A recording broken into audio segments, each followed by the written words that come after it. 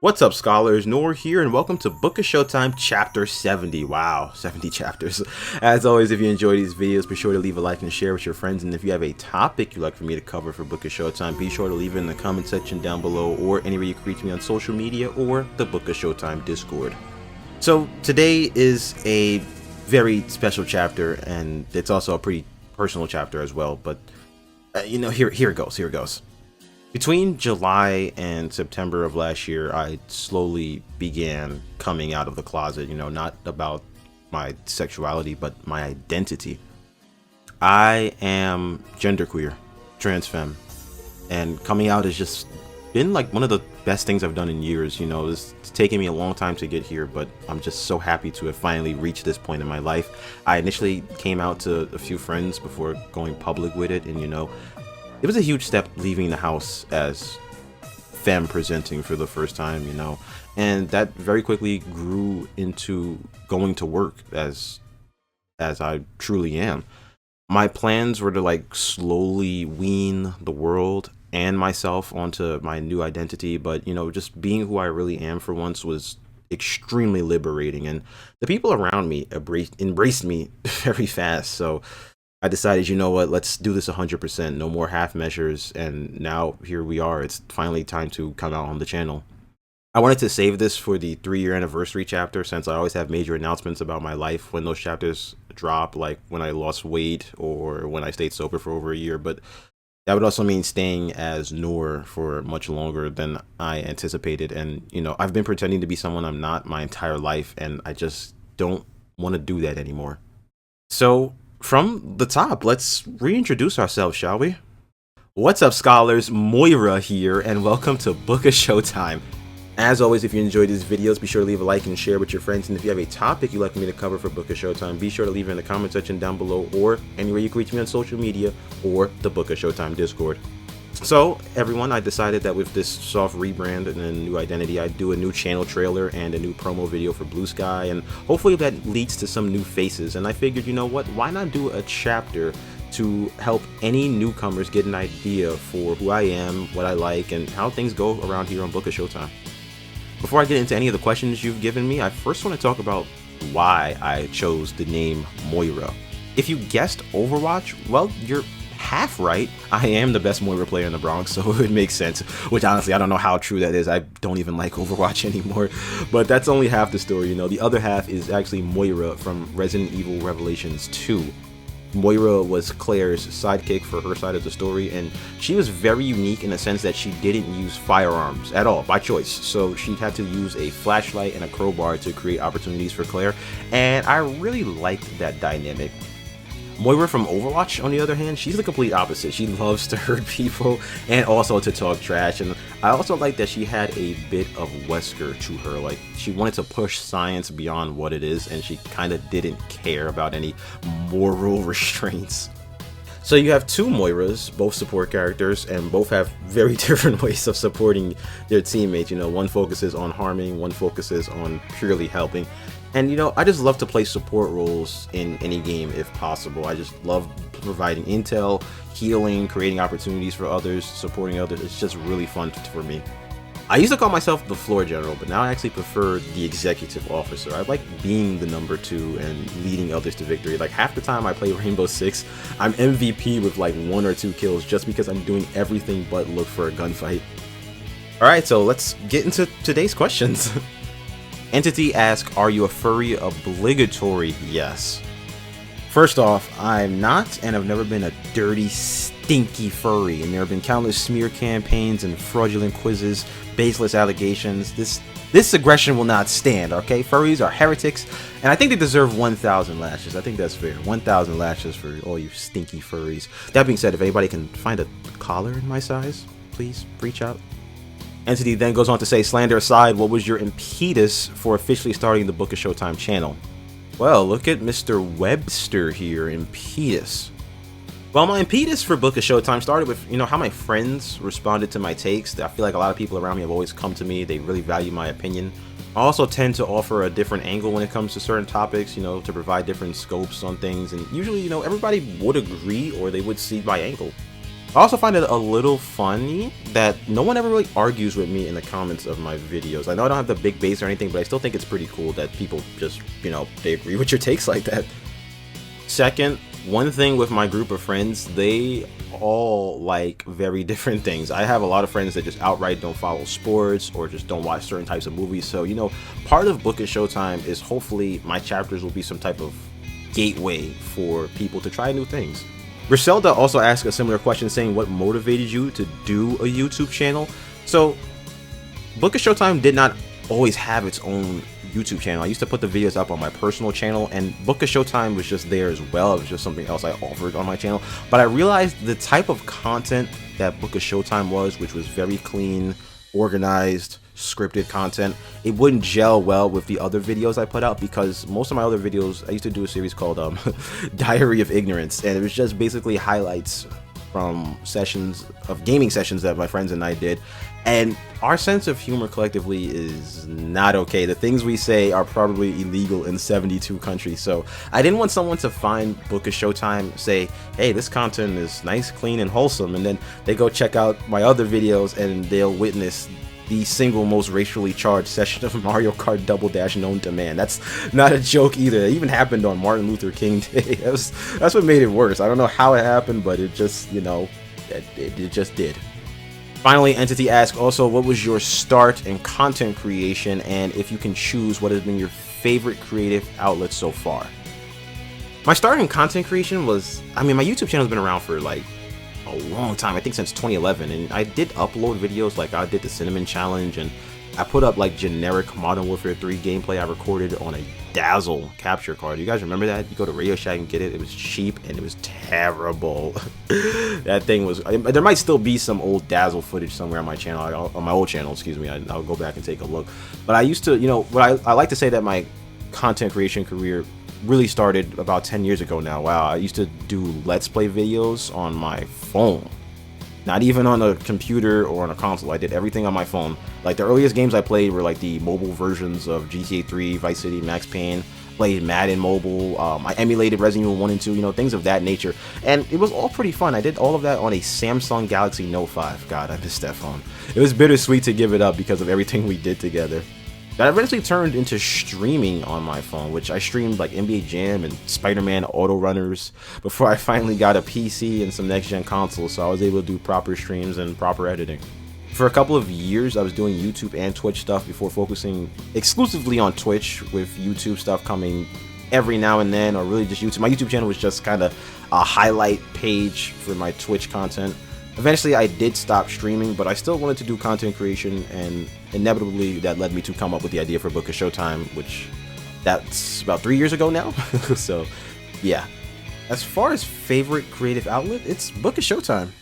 I really like this format. It's fun to work on, and I've enjoyed this and felt more comfortable with Book of Showtime than I ever had any of like my other projects or streaming on Twitch. You know, this has just been a fun 3 years, and I can't wait to get into this new era. My friend Ben, that rhymes, has a handful of questions. The first being, what are some games you despised and avoided for years but eventually played and you ended up loving them, sinking countless hours into? For me, it was Fortnite, and more recently Skyrim.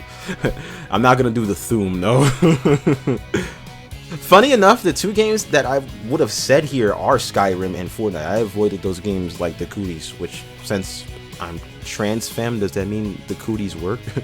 But one game, you know, I avoided not because of like disinterest but more anger was Rainbow Six Siege. And I know what you're gonna say, Moira, you have like 1 billion hours on that game. You're always asking people to play it with you, and this is a reminder, by the way, play Rainbow Six with me. I will buy you a copy of Rainbow Six. I really need somebody to play that game with. But I devoted chapters to it. You know, why are you angry at Rainbow Six? Well, it's because of Rainbow Six Patriots. See, back in 2011, I used to have Game Informer subscription. You guys remember Game Informer? You guys remember GameStop? It's going to go out of business soon. And one of the issues I received was the Rainbow Six Patriots edition, which, you know, I still might have that around the house somewhere. I got to take a look. I was reading the premise of the game, and I was really excited for it, but then Ubisoft canceled it, and we got Siege instead. I was heated. I really was. I didn't want a multiplayer game. I wasn't good at multiplayer shooters. I'm still pretty lousy, to be honest. And, you know, we were losing a potentially engrossing campaign for this game, which I initially had written off as Counter-Strike Frostbite. But I was wrong on so many levels. Siege was the most amazing military FPS I played since Black Ops 2. I started in 2017 and haven't looked back, which, when you think of what the game used to be, man, it's like we've gotten 3 games since then. Next, Ben says, thoughts on Triple H's WWE after his takeover, pros and cons.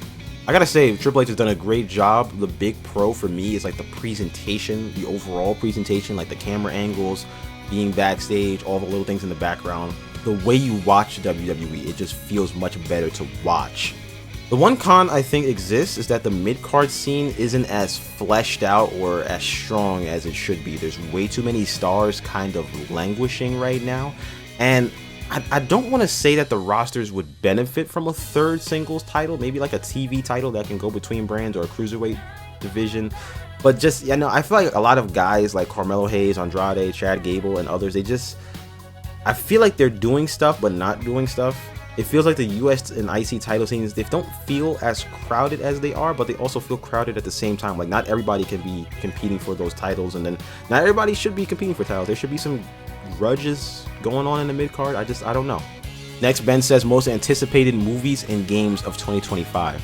For games, I gotta say on the short list, Doom: The Dark Ages is going to be an amazing game. And Ninja Gaiden 4 looked really good. I know I'm not a Ninja Gaiden fan, but when I saw Platinum Games splash up during the reveal, I sat up like, whoa, okay, hold on, they're cooking here. And that game looks fantastic. Finally, I gotta say, House of the Dead 2 Remake, I've been waiting for that for a long time, and I know all the games dropping and I'm jazzed for a rail shooter remake, but look, I am who I am, damn it. On the film side of things, you know, there's a lot of movies I have passing interest in, but nothing that really excites me. Maybe the John Wick spinoff, Ballerina, but that's about it. And Five Nights at Freddy's 2. I thought the Five Nights at Freddy's movie was pretty good. Next, Ben says, when will you play Tears of the Kingdom? What's funny is before my PC died, I had grand plans to end the year with Tears of the Kingdom and begin that at the end of the year. That would be like my Christmas present to everybody. And now I'm just kind of focused on Elden Ring at the moment, and I don't really feel like playing any single player games so far this year, so who knows when I'll even play anything, period. But it will be streamed. When I eventually get to Tears of the Kingdom, it will be streamed, I promise that. Finally, Ben says, who do you think is the most iconic horror character of all time? That depends on so many variables that we don't have time for today. You know, remind me to talk about this when October rolls around, because there's so many things that go into that. But the undisputed ones to me are Ghostface, Michael Myers, and Jason, with Freddy being your close fourth. I think I would have to say Michael Myers because of the mask and the music, and I think that the movies, I think if you watched all the Halloween movies, I think they're the most consistently solid movies, whereas F-13 and Nightmare on Elm Street, they can be a little icky at times. And the Scream movies, I don't know. I didn't feel the reboot. I didn't even watch like the last one, Scream 6. I don't know. I wasn't feeling those two movies. FTI Studios says, what do you want this soft relaunch to look like compared to the old Book of Showtime? While the content isn't going to change per se, the method of how I go about doing videos is. The idea behind Book of Showtime was to make videos based on community input, but I really don't have the base to where that is a sustainable philosophy, so to speak. While I will still prioritize chapters based on suggestions, my focus now will skew towards more editorial/essay content, as I feel like that would help keep Book of Showtime going in the long run. Amy Starlight says, what is the most important or inspirational piece of media to you, and how has it influenced the way you function both day to day and how you think and artistically? Oh man, so this is actually a really tough question because there's no real true answer for me. This is probably a question I'll come back to for its own chapter in the future, but I will give you an answer today. I will have to say that the song Auntie Diaries by Kendrick Lamar was very key in my transition. I just love the storytelling in that song. The first time I heard it, it was just so raw. And as someone who's been on both sides of the fence when it comes to gender dysphoria and how you view trans people, I'm just like moved to tears every time I hear this song. And also to hear such a major rap artist tell this story was just huge to me, because not many artists in general will even talk about basic trans rights. So this was a beautiful song. It was a real song, and it helped me get more comfortable in becoming Moira. Back to Griselda, she says, what are your go-to games? At the moment, it's 100% the aforementioned Rainbow Six. That game is so good, and with all the changes coming in year 10, it's going to be really exciting. There's times where I will legit sit and play this game from the time I wake up to the time I go to bed. Fortnite used to be up there. It's not up there as much anymore. I'm not into the battle royale mode. It's just been Ballistic and Festival for me. And if I'm chilling in call with friends or watching wrestling or whatever, I will have Madden 25 open and just do some ultimate team stuff. That being said, I'm willing to play almost anything ever. I have like about 200 games installed on Xbox. That's just something I pride myself on. As long as it's not the Division or something like that, you know. The list of games I don't play would be much easier. But yeah, my go-to games, like right now, even as I'm recording this, I just have Siege open in the background. So as soon as I'm done recording VO, I can jump into some quick match. So Spooky Skeleton Maya, I really like that name. I see you cover different things, pop culture, games, sports, and my question is, which one has the biggest lasting impact on you? Out of all those mediums, it's easily video games, for sure. You know, most of the content I make is based around gaming. That's how I hang out or meet most of my friends, and to be honest, you know, video games are just my thing. I really love video games. I love getting immersed. I'm very immersive when I play games, you know, which is funny because I find like role-playing and like role-play streamers to be cringe, and then when you play like certain games with me, it's like I'm actually in the world. But I just like it. It's fun. I feel like I have a big imagination, and video games are like a really good way to exercise that. Luis Diego, 2 first names, just like me. Well, technically I have 3. My last name is Arlene Veronica. Which character would you choose to be best friends with exactly as you are now without any improvements to your person? How would you meet? Logistically, how would you inhabit the same world, survive in the same atmosphere? This is an oddly hard question because most of my favorite characters are from violent games or games with monsters and evil. So if those characters exist, that means all the bad exists too. I probably would like to go with maybe a Stardew Valley character or an Animal Crossing character or The Sims. Something where I can experience the millennial fantasy of people enjoying me as I am and owning property. Finally, the last crop of questions comes from Venetia. She says, what other content creators have influenced your work? This is one I definitely answered a few times in different ways, but very quickly, Ray William Johnson, which is a massive throwback because I don't even know what the heck he does now, but I made my YouTube channel just to subscribe to him. I loved Equals 3. Maximilian is up there. I've talked about Max before. Just the coolest, hardest working dude ever, and why would you not want to emulate somebody like Maximilian? and lastly, Barry McCockiner. I swear that's his name on YouTube. I promise you that's his name. You know, I just love Barry's deadpan humor and that he's not afraid to give the hot takes, and he's actually one of the content creators that probably most recently influenced what Book of Showtime is or what it was to become. You know, I just loved his style. His format is simple. You know, it's a simple format, but it's engaging, and that's what I hope Book of Showtime can be, simple but engaging. Venetia then goes on to ask, what other media has influenced your work? Everything, really everything. Whenever I watch movies, play games, listen to music, I tend to absorb terms, maneuvers, just a lot of things. I'm like the trans Hideo Kojima. She then asked, what is your record for number of games completed in a year, giving you a brag opportunity? Now, Venetia asked that because last year, 2024, I completed 100 games and DLC in a project I called the Revenge Tour. I don't know if you guys know this, but I have huge issues with drinking and other vices, you know, and made playing games between 2022 and 2023 really hard. Try playing Vanquish when you're like strung out on sleep aids and alcohol. It's not fun. So I got sober halfway through 2023, or a little more than halfway, and coming into 2024, you know, I wanted to take back that aspect of my life. I wanted to become a gamer again. I didn't plan to beat 100 games, but around late February or early March, I was like, hold on, we have something cooking here. This is doable. I got burnt out down the stretch trying to get to 100, but finally, with just like 4 or 5 hours left in the year, I was able to complete the original Fear for my 100th game, and I'm just also want to thank everybody who was there to watch me stream it. That was just a huge like milestone for me, because it's like I would not have been able to even do a fraction of this like over the last couple of years. So just to be able to play games that much, to be focused that much, it was huge. Next, she says, what are your favorite sports teams? I kind of really don't want to get into sports. It sucks being a fan of my teams. I'm a second generation Mets fan, pain. I'm a New York Jets fan, more embarrassing pain. I'm a Maple Leafs fan, not as much pain. And I really don't have a team in the NBA. You know, I was a big JaVale McGee fan, but he's kind of out of the league now. But I'm about to jump on the Knicks bandwagon. Jalen Brunson has me ready to run through a wall. Now, I say not as much pain for the Leafs because I'm only a fan through friendship. My friend Sithi, is a big Leafs fan. Well, literally he's a big Leafs fan. He's like 6'2". We watched a lot of the games in the pandemic season. It was really fun to watch hockey and get into the sport, and we've watched them blow it in the playoffs every year since. By the way, if any queer folk want to watch some Mets games with me this season, please hit me up. None of my friends are like into sports, and the ones that are into sports are not even into baseball. It sucks. I want to watch baseball with trans people. Last question today. Venetia says, what are your favorite foods? Pizza, pizza, and more pizza. I really do love pizza. I like a lot of fast food and junk food in general. You know, if you've stuck around for Book of Showtime Radio, I'm not really a picky eater, but there are foods that it's like, hold on, if I can get my hands on some pizza, I get my hands on some pizza. If you want me as like your girlfriend or something, just lure me over with pizza. I can be easily swayed if I'm fed.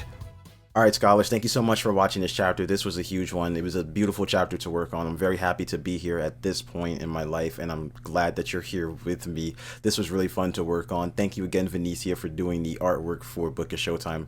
I just was so happy to see this. You know, it filled my heart with such joy. I was up all night. Down in the comments, everybody say, hey, Moira, in the comments. Inshallah, I will see you in the next chapter.